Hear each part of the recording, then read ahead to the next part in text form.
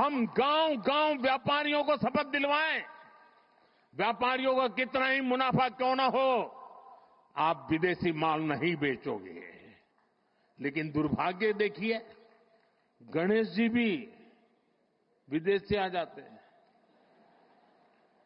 छोटी आंख वाले गणेश जी आएंगे, गणेश जी की आंख भी नहीं खुल रही है।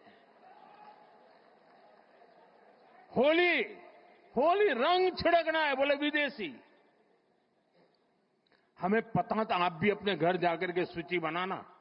सचमुच में ऑपरेशन सिंदूर के लिए एक नागरिक के नाते मुझे एक काम करना है। आप घर में जाकर सूची बनाइए कि आपके घर में 24 घंटे में सुबह से दूसरे दिन सुबह तक कितनी विदेशी चीजों का उपयोग होता है। आपको पता ही नहीं होता है।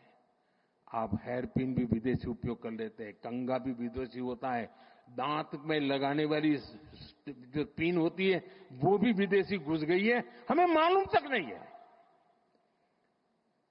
पता ही नहीं है। दोस्तों,